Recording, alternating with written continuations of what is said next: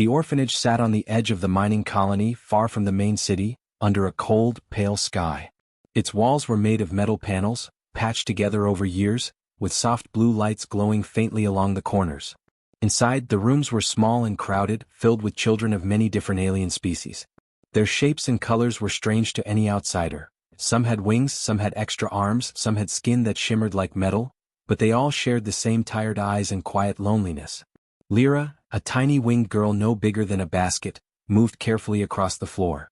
Her wings made a soft, fluttering sound as she tiptoed around the others. She carried a small stocking, worn and patched, that she had hung on the wall with a piece of string. She stared at it, brushing a lock of purple hair from her glowing eyes. She had hung stockings before year after year, but they were always empty. No one ever came. No one ever sent anything. She sighed, trying not to let the sadness show. Around her, other children moved silently. Tuvok, a shy boy with 4 strong arms, sat in a corner, fiddling with a small wooden toy he had carved from scrap. His hands were careful and precise, but his face was nervous. He watched Lyra, wishing he could make her smile. "Do you think anyone will come this year?" whispered a small green-skinned child named Zila. Her antennae drooped as she hung her own stocking. Lyra shook her head. "I don't think so," she said softly. "But maybe something will be different this time." The orphans had learned to expect nothing.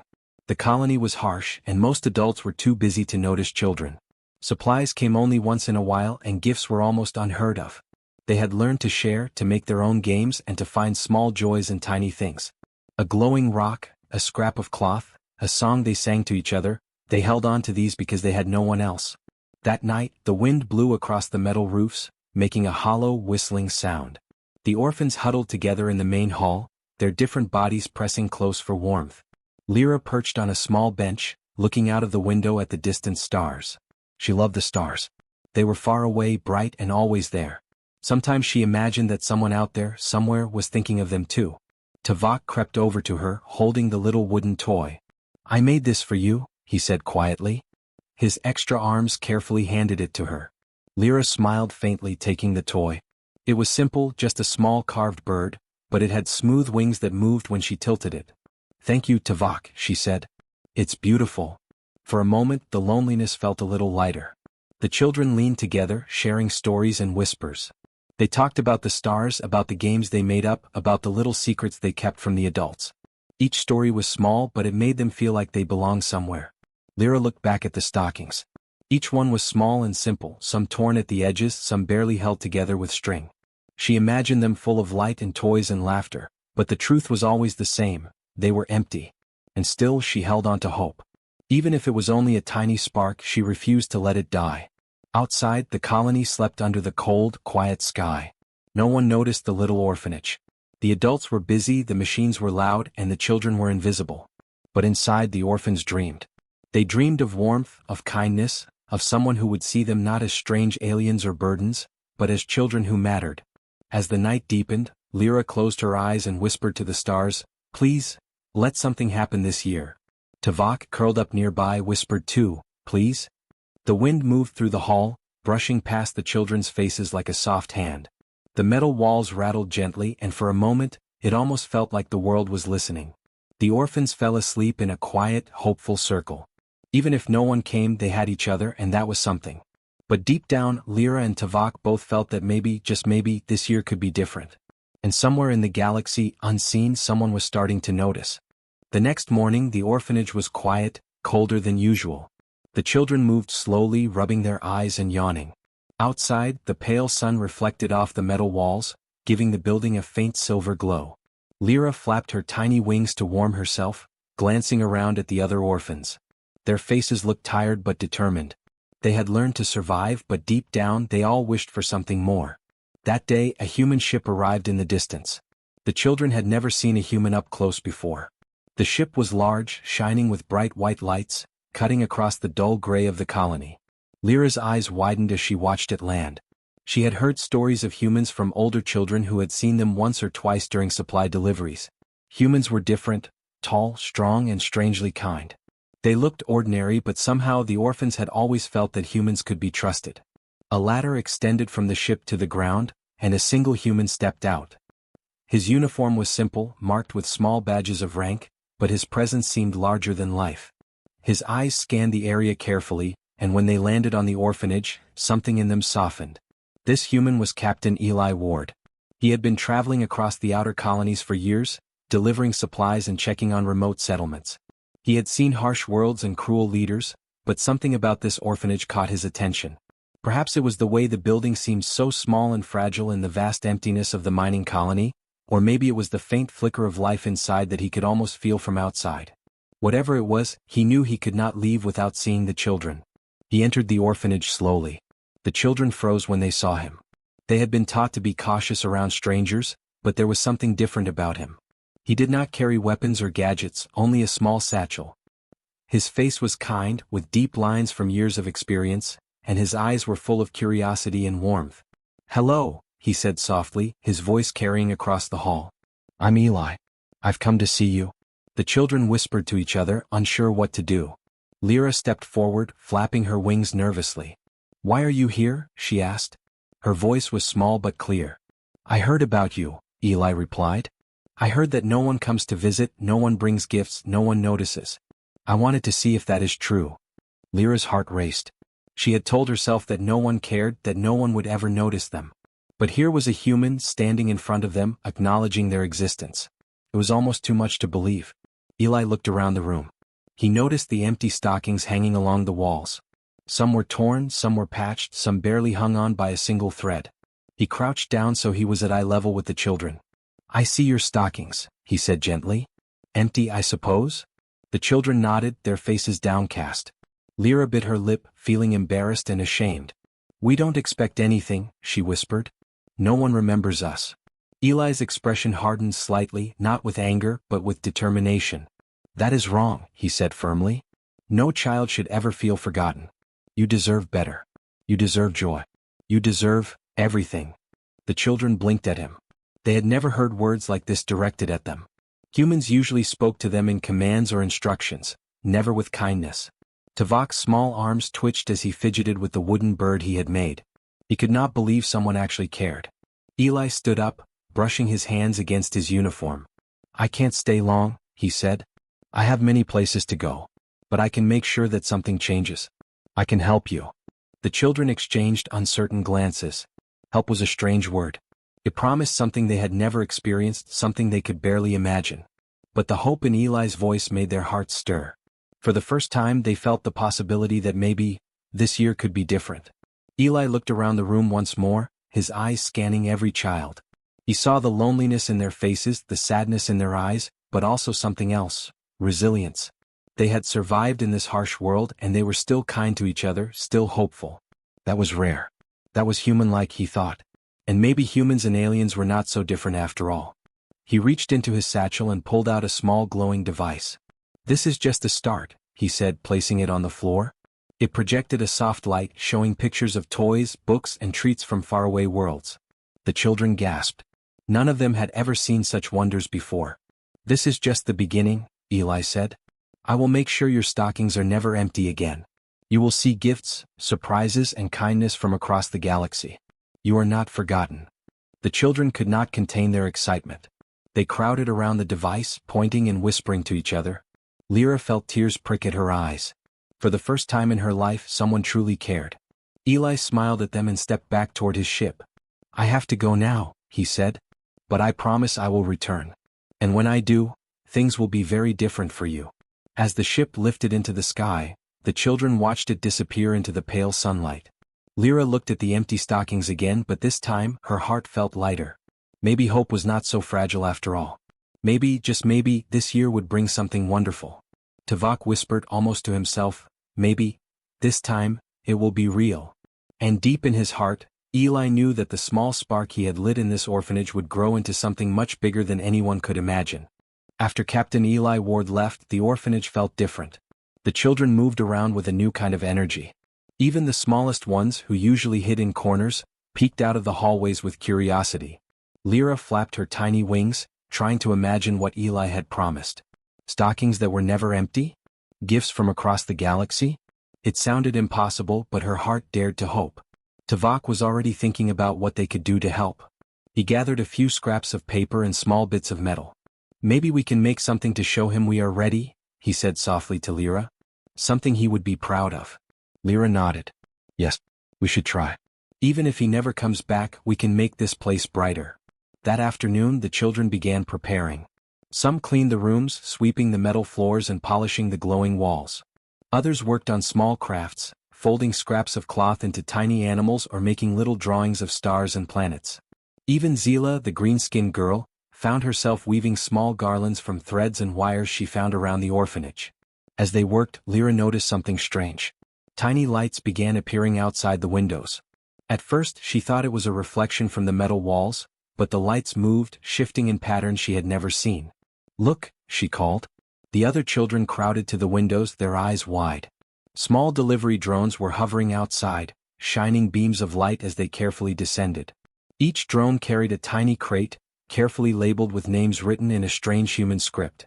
The children gasped. It was real. Eli had kept his promise. The drones entered the orphanage one by one, carefully placing crates around the hall. The children could hardly believe their eyes. Some crates contained toys that glowed with soft light, changing colors when touched. Others held books with stories from human worlds, pictures of distant planets, and creatures they had never imagined. There were even small tools that Tuvok could use to make more toys for the other children. Lyra picked up a small, smooth globe that spun slowly in her hands. Inside, tiny holograms of stars floated, moving like real constellations. She turned to Tuvok. It's beautiful, she whispered. It's like the stars are inside our hands. Tuvok smiled, his forearms carefully holding a small crate of colored blocks. And it's all for us, he said. Just for us. The children began opening the crates, one after another, laughing and shouting with joy. For the first time in their lives they felt completely safe, completely seen. Their small orphanage, which had always seemed gray and cold, now glowed with light, color, and warmth. Even the adults on the colony who were watching from a distance could see the change. The children were no longer invisible. Their laughter carried across the mining colony, mixing with the whistling wind and echoing between the metal walls.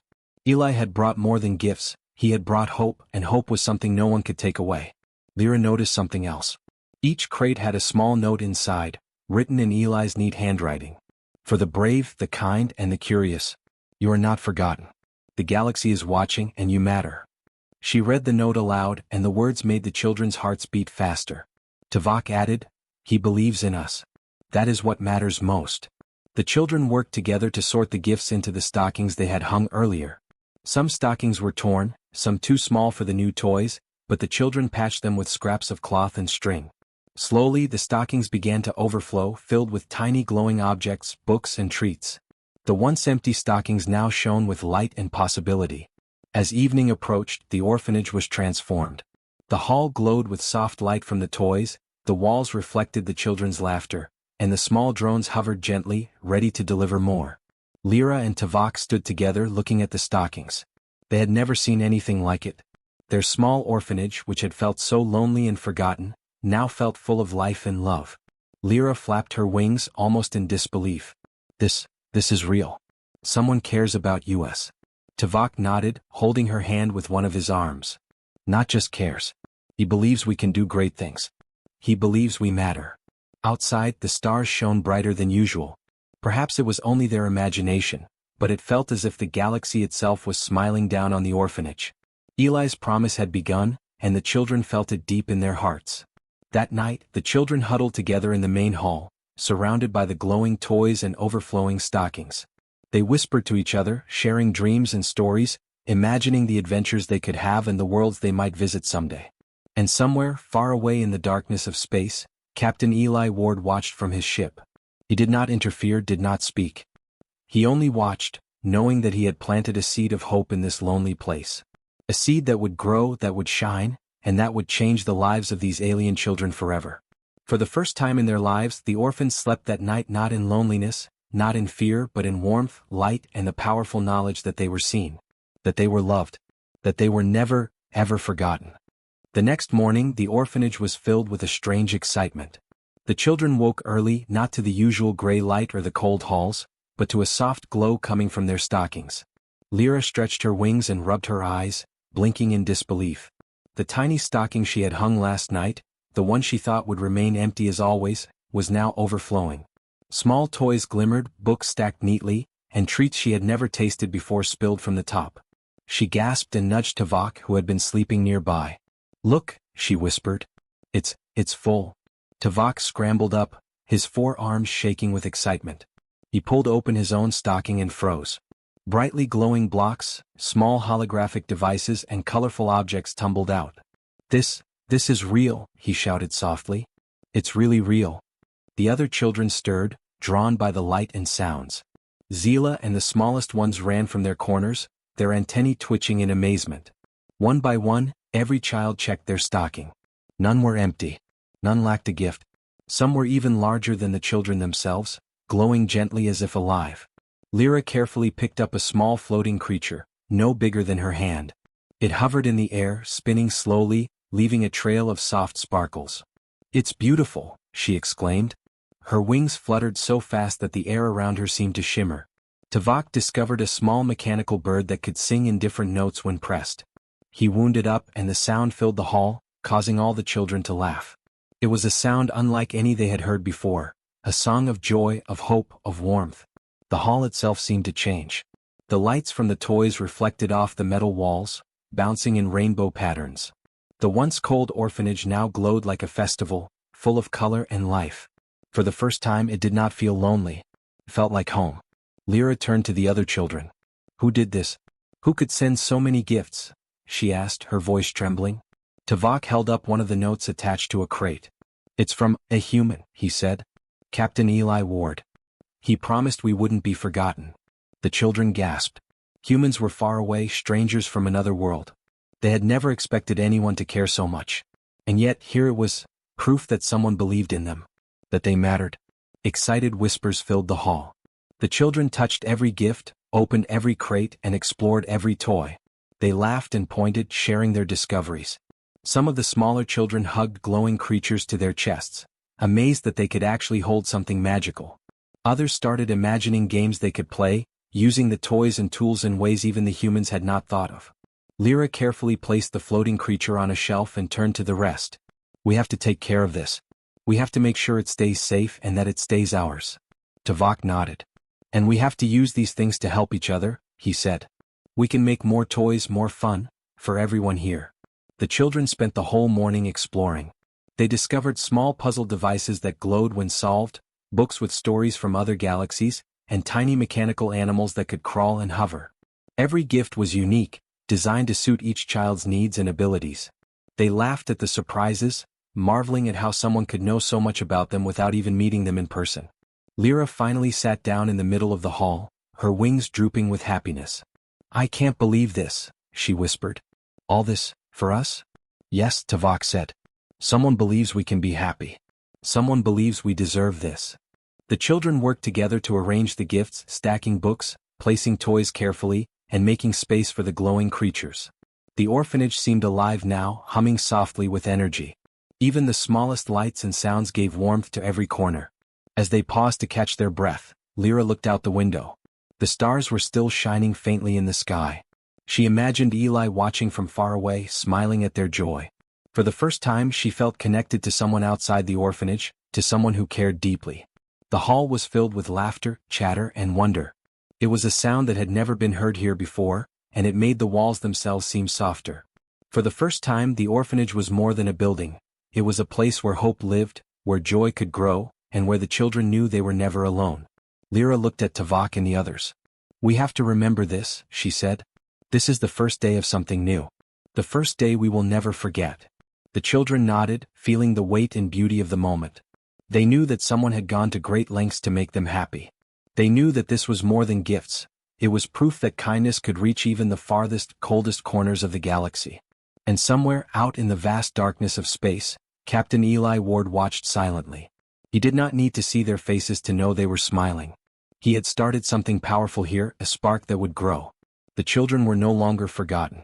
They were alive with joy, wonder, and the unshakable knowledge that someone believed in them. The orphanage glowed all day, filled with laughter, with light, and with the overflowing magic of hope. And as the stars began to twinkle in the night sky, the children finally understood one thing clearly. This year and all the years to come, they would never be empty again. The next day the orphanage was alive in a way it had never been before. The children moved through the halls with wide eyes and bright smiles, showing each other their gifts and creations. Lyra and Tuvok worked together, making small games and setting up areas for the glowing creatures to explore. Every corner of the orphanage seemed full of life, light, and laughter. Even the older children, who had long stopped hoping for anything, felt a new energy. They laughed louder, played harder, and shared their excitement without fear. For the first time the orphanage did not feel lonely or forgotten. It felt like a home, a real home filled with care, kindness, and possibilities. Lyra stood in the middle of the hall, looking around at her friends. She held one of the small glowing creatures carefully in her hands. "Look at all this," she said softly. "It's more than we ever dreamed." Tuvok nodded, watching the others play. "It's not just the toys or the gifts," he said. "It's the way someone believes in us. That's what makes it special." Outside, far above the colony, Captain Eli Ward watched from his ship. He could see the lights of the orphanage glowing against the gray planet's surface. He smiled, knowing the children were safe, happy, and full of hope. Eli had not come here to just deliver gifts. He had come to show them that kindness could cross the galaxy, that humans could make a difference, and that even in the loneliest places hope could thrive. He had spent hours coordinating with human colonies and sympathetic alien traders, gathering the toys, books, and gadgets. Each item had been carefully chosen to suit the children's needs, to spark joy and curiosity, to inspire imagination. It was more than a delivery, it was a message: you matter. You are seen. You are not alone. Back in the orphanage, the children had begun to share the gifts. The younger ones learned to play with the glowing creatures, while the older ones discovered the mechanical puzzles and books. Lyra taught some of the smaller children how to make small crafts with scraps of cloth and metal, while Tuvok showed them how to use the mechanical tools to build toys for everyone. The laughter of the children echoed through the halls and out into the colony. Workers in the mining tunnels paused to listen, their hearts softening. Even the harsh adults who rarely noticed the children could see the change. Something about the energy of hope, the joy in the orphanage, was impossible to ignore. Lyra paused and looked at her stocking, still overflowing with gifts. She held it close, thinking of Eli and the promise he had made. "We will never forget this," she whispered. "We will remember that someone out there cares. That someone believes in us." Tuvok placed his hand on hers. "And we can make a promise too," he said. "We can take care of each other. We can make sure no one here ever feels forgotten again." Together, the children decided to create small traditions. Every week, they would gather to tell stories, share what they had learned, and create small gifts for one another. They wanted the feeling of Eli's kindness to last, to grow, and to reach everyone in the orphanage. Days passed, and the story of the orphanage began to spread. Nearby settlements and even distant colonies heard about the overflowing stockings and the mysterious human who had made it happen. Some humans sent small gifts and messages of encouragement, inspired by Eli's actions. Other alien colonies, curious and touched, began to send items as well. The orphanage became a symbol, a place where hope and kindness could cross species and galaxies. Lyra and Tuvok stood together one evening, looking out of the window at the stars. The orphanage glowed below them, full of laughter and light. "Do you think he will come back?" Lyra asked softly. Tuvok shrugged. "Maybe. Maybe not. But it doesn't matter. He started something here and we will keep it going. We are not alone anymore." And somewhere, far away in the darkness of space, Captain Eli Ward watched silently. He felt a deep satisfaction, knowing that he had changed lives forever. Humans could be ordinary in the galaxy, but their choices could shine brighter than the stars. They could bring hope where there was despair, kindness where there was loneliness, and joy where there was emptiness. The orphanage continued to thrive. Children played and learned together, their laughter carrying across the colony. Stockings remained full, not because of one human's visit, but because the spirit of generosity had taken root. The orphans had learned that hope could travel across worlds, that they were never truly alone, and that even small acts of kindness could create extraordinary change. Lyra held a small glowing creature in her hands and smiled at her friends. "This is just the beginning," she said. "We can make the galaxy brighter, one small act at a time." Tuvok nodded, and the others joined him. Together they made a promise to care, to share, and to remember the human who had believed in them. They had learned that humanity, in all its strange and unpredictable ways, could be something wonderful, something powerful, something that could change lives. And as the stars shone above the orphanage, far across the galaxy, Eli's ship disappeared into the darkness, leaving behind a legacy of hope, joy, and the unshakable truth: No child, no matter where they were, would ever be truly forgotten.